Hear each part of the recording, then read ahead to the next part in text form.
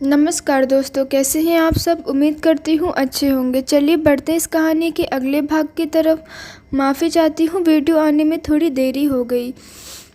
दीप, mom जूते पड़वाने का इरादा है क्या? इस लड़की से जाकर मैं ये सब पूछूंगा तो मुझे आवारा ही समझेगी ना सब। और भाई को कोई और पसंद हुई तो, या भाई को नीति पसंद नहीं आई तो पहले हम उनसे तो पूछ लें। सुषमा जी ने उसे डपटते हुए कहा, चुप कर, तू वीरू से कुछ नहीं कहेगा इस बारे में। मैं अपने आप बात कर लूँगी उससे। तू वो कर बस जो तुझे बोला है, समझा। दीप के पास बोलने को कुछ भी नहीं था, इसलिए वह चुपचाप अपना मुंह सिकड़ कर बैठ गया। दृश्य बीवीएम स्कूल जनकपुरी। नीति और सान्या स्कूल पहुंच गए और सुषमा जी की गाड़ी भी स्कूल के गेट में इंटर कर गई। नीति और सान्या प्रेयर असेंबली में चली गई और सुषमा जी दीप के साथ प्रिंसिपल के ऑफिस में चला गया। उसके बाद असेंबली में पूरे स्कूल के सामने नीति और इशिका को सम्मानित किया गया। सुषमा जी ने नीति को एक बुके देते हुए कहा, कॉन्ग्रेचुलेशन मिस मेहरा। एक स्टूडेंट की तरक्की की एक टीचर से ज़्यादा खुशी किसी को नहीं होती। आपने इस स्कूल का नाम और ऊंचा कर दिया। हम बहुत खुश हैं कि आपके जैसे टीचर और इशिका जैसी स्टूडेंट हमारे स्कूल में हैं। बहुत बहुत शुभकामनाएं आपको। नीति ने मुस्कुराते हुए कहा, इस जीत में आपका भी बहुत बड़ा हाथ है मैम। अगर आप लास्ट मिनट में हम पर हेल्प नहीं करती तो इशिका कभी कंपटीशन में भाग नहीं ले पाती। Thank you so much ma'am. सभी बच्चों ने जमकर तालियां बजाईं और छोटी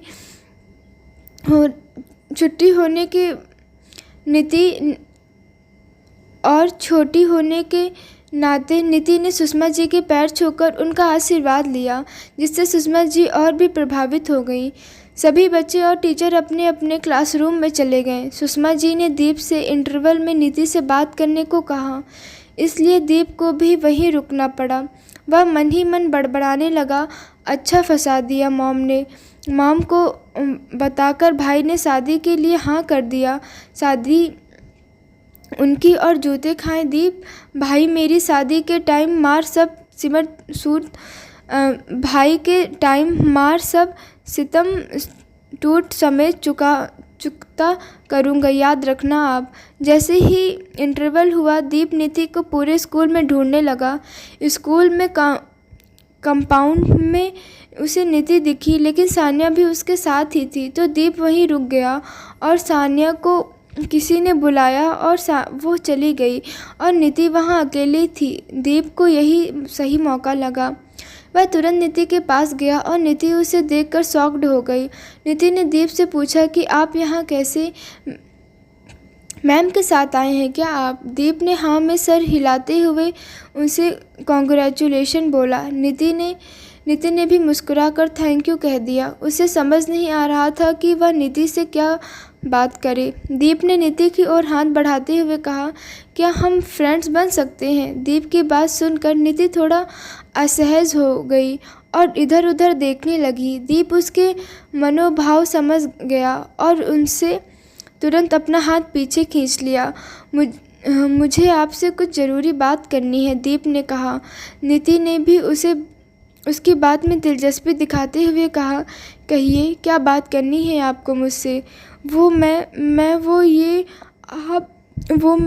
दीप को समझ नहीं आ रहा था कि कहे, और समझ से ज़्यादा उसे डर इस बात का था कि कहीं वह कोई गलत बात न कह दे। नीति ने उसकी तरफ पानी की बोतल बढ़ाते हुए कहा, आप पानी पी लीजिए, फिर बताइए क्या बात है। दीप ने पानी पिया और नीति उसके चेहरे को उत्सुकता से देखती रही। दीप की बात ने ना चाहते हुए भी नीति के दिल में हजारों ख्यालों को जन्म दे दिया था, जिन्हें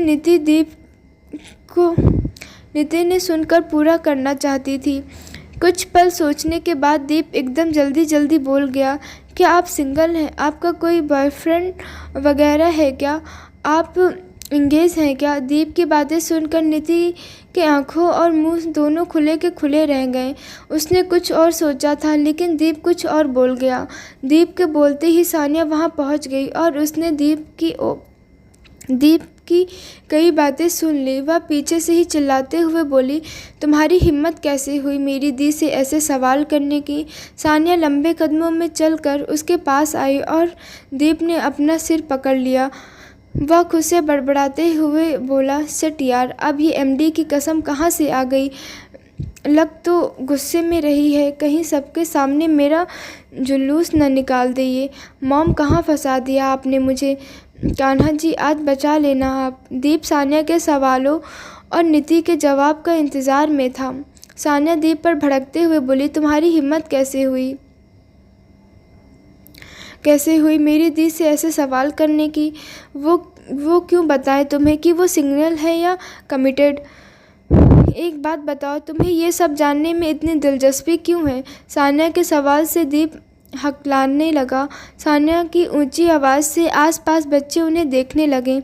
नीति ने सानिया को धीरे बोलने का इशारा किया। सानिया ने इधर उधर नज़र घुमाई और देखा, वाकई सभी बच्चे उसे देख रहे थे। सानिया इस बार धीमी आवाज़ में बोली, अब बोलोगे भी या मुंह में दही जम गई है? मेरी दी से ऐसे सवाल करने की हिम्मत कैसे हुई? दीप थोड़ा हकलाते हुए कहने लगा, वो इसलिए मैं बस ऐसे ही पूछ रहा था। मैंने इनका कल वाला वीडियो देखा तो बस इनसे बात करने का मन हुआ, इसलिए तुम्हें मेरी दी पर ट्राई करने चले आए। तुम्हें अपनी मीठी मीठी बातों में फंसाने की कोशिश कर रहे हो, हाँ? सानिया घुसरते हुए बोली। उन दोनों को लड़ता देख नीति ने अपना सिर पकड़ लिया। वह सोचने लगी कि इनके रहते तुम कभी वीरेन के दिल तक नहीं पहुंच पाऊंगी। जब देखो तब कुत्ते बिल्लियों की तरह लड़ते रहते हैं। दीप सानिया को समझाते हुए खाने लगा, देखो तुम मुझे गलत समझ रही हो। मैं कोई ऐसा वैसा लड़का नहीं हूँ, मैं बस इनसे कुछ बात करना चाहता था। सानिया भी गुस्से में बोली, हाँ वो तो दिख ही रहा था। कितनी बात करना चाह रहे थे तुम दी से। अगर कोई लड़का ऐसे सवाल पूछे ना, तो मेरी एमडी की कसम, इसका एक ही मतलब होता है कि उसके दिल में कोई खोट है। अब तुम चुपचाप यहाँ से निकल लो। अगर मेरा दिमाग खिसक गया ना, तो यही तुम्हारी हड्डियाँ सिंगल से डबल हो जाएंगी। दीप ने उसी वक्त वहाँ से जाने में ही अपनी भलाई समझी। वह बिना कुछ बोले चुपचाप वहाँ से निकल गया और सीधे सुषमा जी के पास चला गया। सुषमा जी ने दीप को हाँफते और डरते हुए देख पूछने लगी कि क्या हुआ, तेरे चेहरे ऐसे हवाइयाँ क्यों उड़ी हुई हैं? दीप, अरे बस पूछिए मत मॉम, आज तो बाल बच गया मैं। सुषमा जी, लेकिन हुआ क्या, बताओ मुझे। दीप, आपकी वजह से आज मेरी हड्डी टूट जाती है आज। सुषमा जी, तू साफ बताएगा क्या हुआ, काम हुआ या नहीं? दीप, काम बस होने ही वाला था। मैंने नीति से पूछ भी लिया था कि वो सिंगल है या कमिटेड। तभी उसकी बहन वो एमडी की कसम वहाँ आ गई और चढ़ गई मुझ पर राशन पानी लेकर। मेरी दी से ऐसे कैसे पूछा, वैसे क्यों पूछा? स्कूल के बच्चे तो बच गया बस। सुषमा जी ने अपना सिर पकड़ते हुए कहा, हड्डी तुड़वाने वाले काम तो तूने खुद लिए हैं। ऐसे डायरेक्ट कौन पूछता है कि तुम सिंगल हो या नहीं? इस गलत सवाल का जवाब भी बेटा गलत ही मिलेगा ना? दीप हैरान होकर बोला, मॉम आप ये कह रही हैं? और क्या पूछा मैं? आप और क्या पूछता मैं? उससे बताइए आप। छोड़ो, तुझसे नहीं होगा। मैं कुछ और सोचूंगी। चल घर चलते हैं अब। सुषमा जी दीप को साथ लेके वापस चली गई। वहीं दूसरी ओर सानिया अपने दिमाग में घोड़े दौड़ा रही थी। वह नीति से पूछने लगी, इस आँख के अंधे को क्या हुआ आज, जो आपसे इस तरह से सवाल पूछ रहा था? नीति, पता नहीं सानू, लेकिन कोई बात तो थी। आज बड़ा अजीब व्यवहार कर रहा था ये। सानिया, कैसा? निधि, पहले तो उसने मुझे दोस्ती के लिए बोला, फिर इतना डरते डरते मेरा रिलेशनशिप स्टेटस पूछा।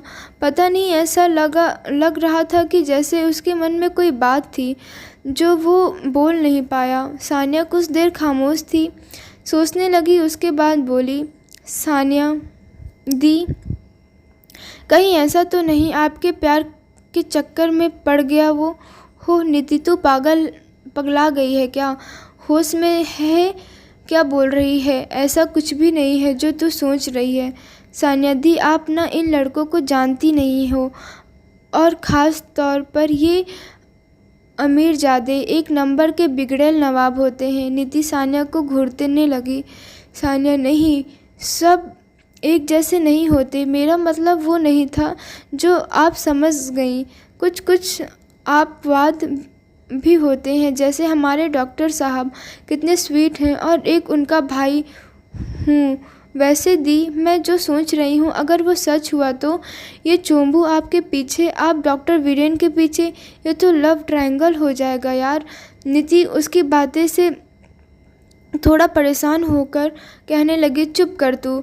क्यों मेरी लाइफ में कॉम्प्लिकेशन सोच रही है यार तू? एक तो वैसे ही कुछ हो ही नहीं रहा, ऊपर से तू और डरा दे मुझे।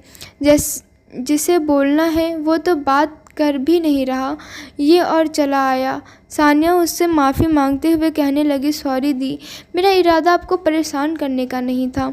कुछ देर फिर से खामोशी के बाद सानिया पुनः बोल पड़ी, दी, कहीं ऐसा तो नहीं डॉक्टर वीरेन ने ही इसे चोंबू को भेजा हो आपसे बात करने के लिए? इस बार सानिया की बातों से निधि का दिल खिल उठा। वह सोचने लगी, यदि निधि सही कह रही है, हो सकता है वीरेन ने ही इन्हें यहाँ भेजा हो। लेकिन वो मेरे बारे में क्यों जानना चाहेंगे? खुद ही अपने सवालों का जवाब देते हुए निधि मन ही मन सोचने लगी, ये कि क्या पता वीरेन ने भी मेरा सॉन्ग सुना हो और उन्हें मेरी आवाज़ पसंद आई हो। शायद इसलिए ही वीरेन ने दीप को भेजा होगा, तभी वो पहले मेरी सिंगिंग की तारीफ़ कर रहा था। निधि खुद में सोचकर शर्माने लगी। सानिया उसे इस तरह मुस्कुराते देख उसे हिलाते हुए बोली, अरे मेरी सपनों की रानी, कहाँ खो गई आप? आपने अपने ख्यालों से बाहर आ जाइए और चलिए, क्लास का टाइम हो गया है। निधि उसके बालों को खींचते हुए बोली, बहुत शैतान हो गई है तू, तेरे टाइम आने दे, फिर बताती हूँ तुझे मैं। हंसते हुए दोनों अपनी अपनी क्लास में चली गईं। स्कूल के बाद निधि घर चली गई और सानिया अपनी डांस क्लास में चली गई। रात को वीरेन और रणधीर जी अपने अपने काम से फ्री होकर घर पहुँचे। सुषमा जी ने सबके लिए डिनर बनाया और सबने साथ मिलकर डिनर किया। खाना खाकर वीरेन अपने कमरे में चला गया। घर का काम निपटा कर सुषमा जी वीरेन के कमरे में पहुंची तो देखा वीरेन लैपटॉप में लगा हुआ था। वह रूम के गेट पर खड़ी होकर बोली, वीरू, तू सोया नहीं बच्चा अभी तक? नहीं मॉम, बस थोड़ा सा केस स्टिक कर रहा था, कल एक शॉर्ट सर्जरी है सो। वीरेन ने लैपटॉप में देखते हुए ही कहा। सुषमा जी के हाथ में जो बाउल था उन्होंने वह टेबल पर रखा और वीरेन से उसका लैपटॉप लेकर साइड में रख दिया। वीरेन लैपटॉप के लिए हाथ बढ़ाते हुए बोला, what this mom, please laptop दीजिए ना, बहुत ज़रूरी काम है। हाँ जानती हूँ, तेरा काम हमेशा ही ज़रूरी होता है, लेकिन अभी पहले तू बैठ, मैं तेरी जंपी कर देती हूँ, उसके बाद तू अपना काम कर लेना, दिमाग ज़्यादा तेज़ चलेगा। सुषमा जी ने वीरेन को बेड से उठाते हुए कहा। वीरेन को उसकी बात माननी ही पड़ी। सुषमा जी बेड के सामने रखे सोफे पर बैठ गई और वीरेन उनके सामने नीचे कारपेट पर बैठ गया। सुषमा जी उसके बालों में तेल लगाते हुए कहने लगी, क्या हालत बना रखी है तूने अपने बालों की, ऐसा लग रहा है कि जवानी नहीं बुढ़ापा आ गया है तेरा। कितने रफ बाल हो रहे हैं। वीरेन आंखें बंद किए बस मालिश का आनंद लेता रहा और कुछ नहीं बोला। सुषमा जी ने वीरेन को छेड़ते हुए बोली, अब अपनी देखभाल के लिए कोई लड़की ढूंढ ले और शादी कर ले। मेरी बस का नहीं है अब तुम लोगों के आगे पीछे घूमना। उम्र हो गई है मेरी भी अब। वीरेन हंसते हुए बोला, मॉम साफ साफ कह दीजिए ना कि शादी कर ले वीरू। क्या बात करती हैं आप भी, कहाँ ज़्यादा उम्र है आपकी, लगती तो आज भी आप 16 बरस की हैं। सुषमा जी उसके सिर पर हल्के से चमाट लगाते हुए बोली, तू भी दीपू की तरह शैतान हो गया है। तुम दोनों बस चले तो अपनी मॉम को ही गर्लफ्रेंड बना लो। तुम तो छोड़ने का कोई मौका नहीं छोड़ते तुम दोनों। वीरेन मुस्कुराते हुए बोला, जिसके पास इतनी प्यारी मॉम हो उसे गर्लफ्रेंड की क्या ज़रूरत mom. Sushma ji, oh really? Viren, yes mom. Sushma ji, फिर तो मैंने खामिखा ही बेचारे दीपू को मुसीबत में डाल दिया। आज तो बेचारा मेरा बच्चा बच गया, वरना तेरे चक्कर में तो उसे जूते पड़ जाते हैं आज तो। वीरेन, हाँ, उसने कौन सी लड़की छेड़ दी? सुषमा जी, मैंने उसे एक लड़के के पास भेजा था तेरी शादी की बात करने के लिए। वीरेन, व्हाट? लड़की? वो भी मेरे लिए? कौन लड़की मॉम, और मुझे बताया क्यों नहीं? सुषमा जी, इसमें बताना क्या, तेरी लाइफ में तो कोई लड़की है ही नहीं। होती तो तू मुझे बता देना ना। वीरेन मुंह बनाते हुए वीरेन सोचने लगा, जिससे करना चाहता हूँ पता नहीं वो मुझे पसंद करती भी है या नहीं। सुषमा जी, बस तो फिर मैं तो अपने लिए बहू पसंद कर सकती हूँ। वीरेन, लेकिन है कौन, मुझे तो बताइए। सुषमा जी, वही जिसके बारे में तू अभी मन ही मन सोच रहा है। वीरेन हड़बड़ाते हुए, मैं किसके बारे में सोच रहा हूँ? मैं तो नहीं सोच रहा, आप कुछ भी सोच रही हैं मॉम। सुषमा जी वीरेन के कान के पास अपना चेहरा लाई और धीरे से कान में बोली, नीति मेहरा के बारे में भी नहीं। नीति के नाम सुनते ही वीरेन झटके से आंखें खोल ली और वह सुषमा जी की तरफ पलटा। सुषमा जी ने मुस्कुराते हुए भौवें उचकाकर उससे सच पूछा। वीरेन को कुछ समझ ही नहीं आ रहा था। वह उसकी बातें नकराते हुए बोला, आप जैसा सोच रही हैं वैसा कुछ नहीं है मॉम, मैं तो उसके बारे में कुछ जानता भी नहीं हूँ। सुषमा जी उसके चेहरे को हाथों में थामते हुए बोली, जानता है या नहीं इसके बारे में तो मैंने कुछ कहा ही नहीं। मैं तो बस ये कह रही हूँ कि तू नीति को पसंद कर रहा है। वीरेन ने शर्माकर सुषमा जी की गोद में मुँह छिपा लिया। आपको ये सब कैसे पता लगा मॉम? मैं तो खुद ही अपनी फीलिंग्स को नहीं समझ पा रहा था, और आप ये कैसे? वीरेन सुषमा जी की ओर उत्सुकता से देखते हुए पूछने लगा।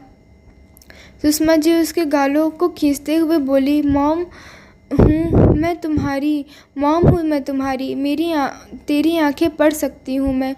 और उसका नाम सुनते ही तेरी आंखें साफ साफ सब बयां करती हैं जो तू उसके लिए महसूस करता है होए। तो ये है बात। सुषमा जी और वीरेन के कानों में जैसे ही ये आवाज़ पड़ी, पलट कर देखा। कमरे के दरवाजे पर दीप हाथों को बांधे खड़ा उन्हें ही घूर रहा था। उसे देख सुषमा जी और वीरेन जोर से हंस पड़े। दीप मुंह फुलाते हुए कहने लगा, हाँ हंस लीजिए मॉम, ये बहुत गलत बात है। आपने एक बेटे के लिए अपने दूसरे बेटे को उस एमडी की कसम के चंगुल में फंसा दिया। वीरेन हंसते हुए बोला, तू फिर से उसके शिकार बन गया क्या? और नहीं तो क्या, मॉम ने ही मुझे फंसाया है। और अब देखो कितनी हंसी आ रही है ना इन्हें। दीप ने गुस्सा होने का नाटक करते हुए कहा। वीरेन दीप के पास गया और उसके कंधे पर हाथ रखते हुए बोला, mom this is not fair. आपने इस चोंबू को उस एमडी की कसम के सामने भेज दिया। एमडी की कसम, मेरे भाई का मुंह ही तोड़ देना था आज तो उसने। इतना कहते ही वह ज़ोर ज़ोर से हंसने लगा और सुषमा जी उसके साथ हंसने लगी। दोनों हंसते हुए दीप का मजाक बनाने लगे। दीप चिढ़ते हुए बोला, वीरू बदला लिया जाएगा इसका, याद रखना। दोनों ने क्या सॉलिड प्लानिंग की और बलि का बकरा बना दिया मुझे। वाह! वीरेन हंसते हुए, भाई मुझे भी नहीं पता था मॉम के दिल में क्या चल रहा है। वीरेन हंसते हुए, भाई मुझे भी नहीं पता था कि मॉम के दिल में क्या चल रहा है। दीप, आप रहने दो भाई, मॉम को बता दिया, लेकिन आपने भाई को नहीं बताया। वीरेन, ट्रस्ट मी यार, मैं तो खुद ही कुछ नहीं समझ पा रहा था, तो मॉम को क्या बताता। दीप, आपने नहीं बताया तो कैसे पता उन्हें?